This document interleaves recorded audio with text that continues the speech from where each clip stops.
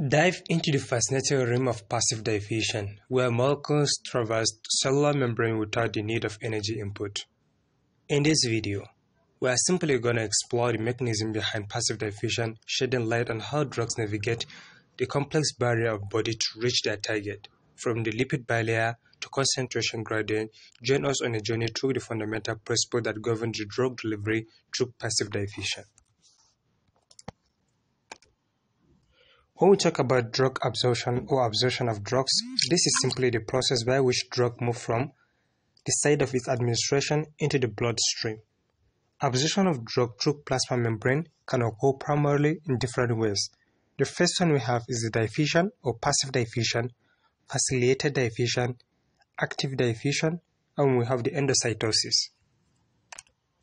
Passive diffusion, this is simply the movement of molecules from an area of higher concentration without the use of energy.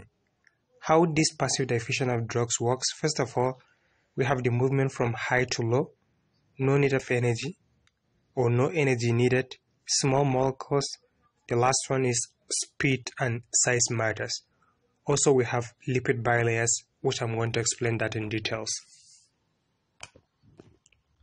Let's start with the first one. I want to talk about high to low, which is this.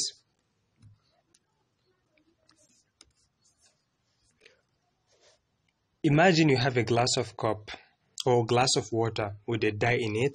Let's say here we have glass of water, and here we have a drop of dye in it. What will happen? At first the dye is all bumped up in one spot, which is this. So if you leave it for a long period of time, eventually the dye will spread out. So this is that part. When these particles of dye move from where there is a lot of them, this particular place where there is a lot of them, we call it the high concentration. Moving to the place where there is less of them, or in fact, this particular place we doesn't have any of them. And this place we call it the lower concentration. As time goes on, it will circulate or saturate the whole water itself.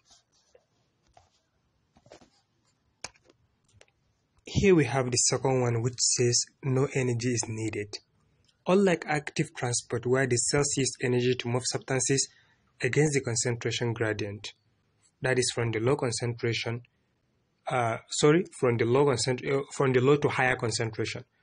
In passive diffusion, we don't need any energy. It's like a ball.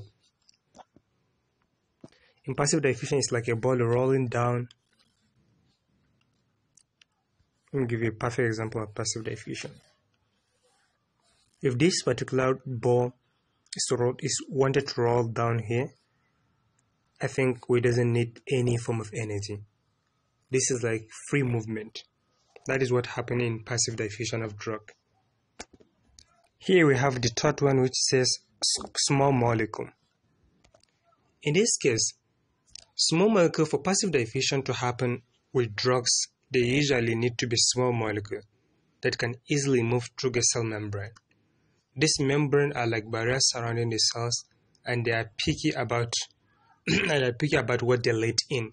Small molecules can slip through the tiny openings in the membrane. We're going to look at that in details also. Here we have the fourth one, which says speed and size also matters. How fast a drug can move through the membrane depending on its size, shape, and how well it dissolves in fat. Smaller, more soluble drugs can pass through faster than the larger ones. So, and here we have a fifth one, which is the lipid bilayer. Let's take a quick revision on the lipid bilayer or plasma membrane. When we say the plasma membrane of a cell, it's made up of something we call phospholipid. And here is a typical structure of the phospholipid, as you can see on the screen. This is the typical structure of the phospholipid. The phospholipid is made up of 3 subunits. It has a phosphate group, a glycerol molecule, and two fatty acetal. And this is the head, and we have the fatty acid tail here. Here we have the head of the phosphate group, which is hydrophilic. Hydro means water, philic means love. Therefore, the head of the phospholipid, they love water. And here we have the tails, which are hydrophobic. They don't like water, they tend to stay away from water. What we have here is what we call the phospholipid bilayer, which makes up of the entire cell membrane. From the outside here, if you look at it, we have what we call the ECF, which stands for extracellular fluid, and from the inside here we have ICF, which is intracellular fluid. Inside the cell is an aqueous environment. That is, the environment is made up of water, the same as the outside of the cell, which is the ECF.